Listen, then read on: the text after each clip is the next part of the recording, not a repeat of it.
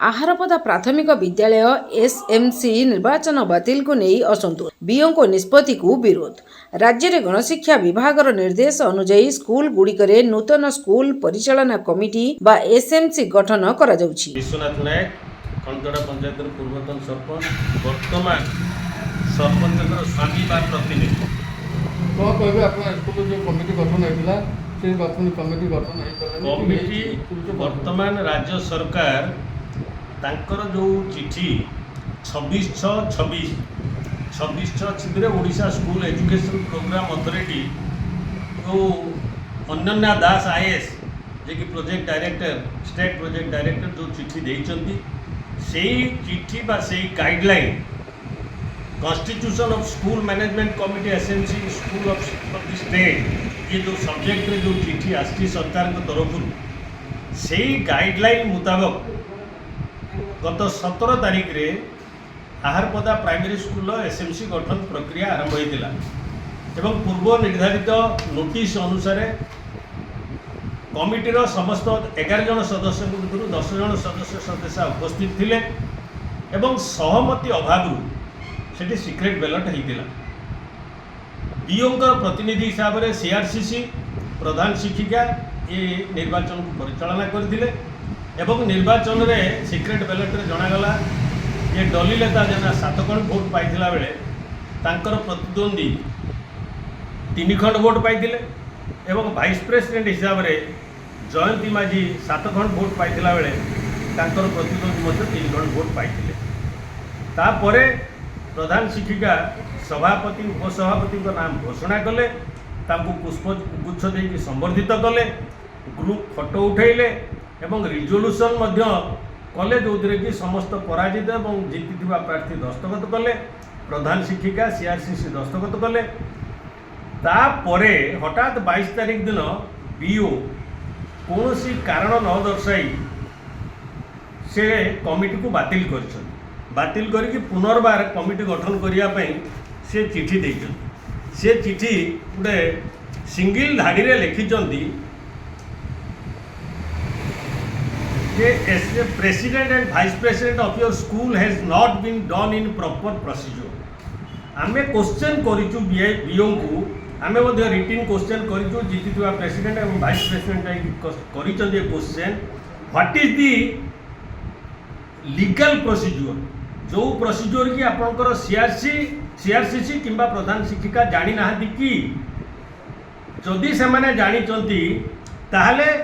से केमिति भाव में वाइस प्रेसिडेंट इलेक्शन कले आपण चैनल ले किछि बंधु किछि दिन पूर्व गोटे बाइट देइचंती मु देखिबा पाइली जे संतोष राउत नामक जड़े युवक जे कि से स्कूल सहित कौन संपर्कित नुहति तांको घर मध्य आहारपदा रेवेन्यू विलेज रे नुह एवं जो बाइट देइला केही जणे मध्य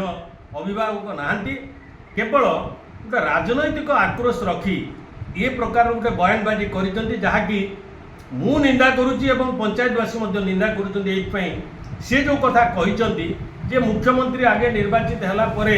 तापरे तांकर मंत्रिमंडल निर्वाचन होउची किंतु सी जानी नाहंती बोधे गोटे डेमोक्रेटिक प्रोसेस रे मुख्यमंत्री निर्वाचित हेले तांकर जो डेपुटी बा स्टेट मिनिस्टर करुछंती से माने नॉमिनेट करुछंती मुख्यमंत्री नॉमिनेट करुची किंतु एटा जानिबा दरकार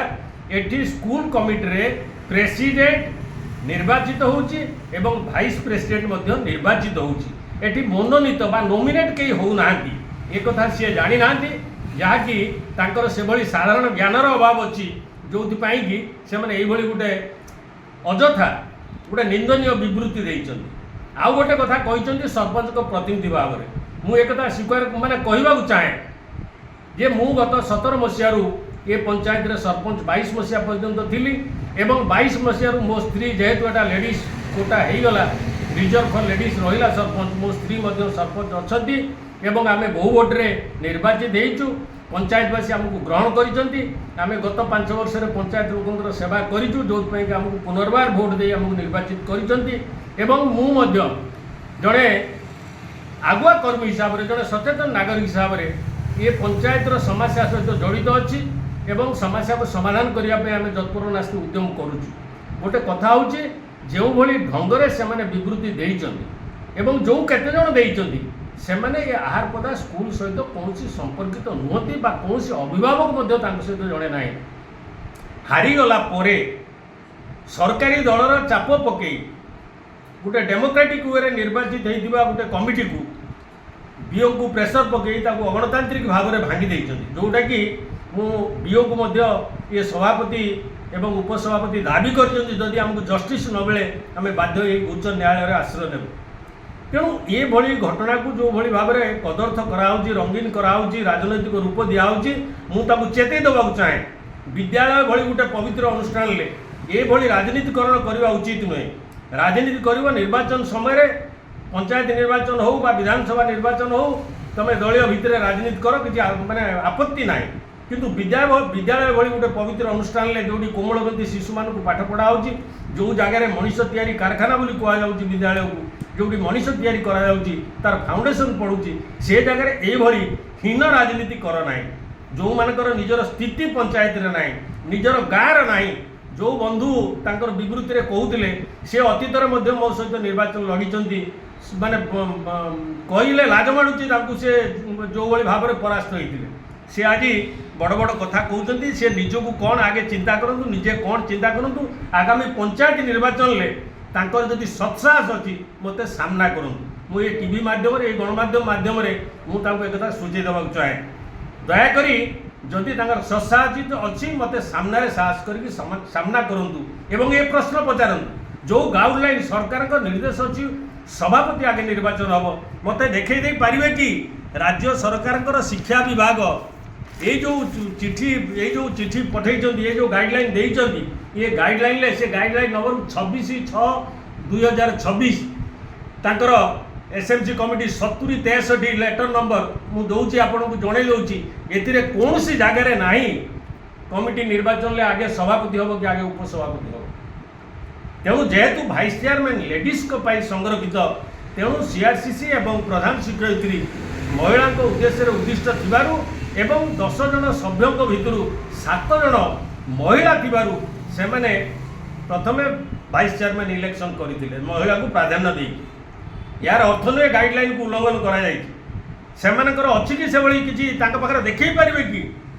सी देखई पारे कि कौन गाइडलाइन कौन निर्देशावली जे आगे सभापति हम पछर उपसभापति हम बीओ ये प्रश्न उत्तर दे पारना तुम्हें तो कालिकार माने किसी न जानी लोक तुम्हें एक कथा कौच स्टेटमेंट दौच तुम ये स्टेटमेंट को मु निंदा करुँ ये जो स्टेटमेंट को शुणिले पंचायतवासी ग्रामवासी समस्त निंदा करूँ।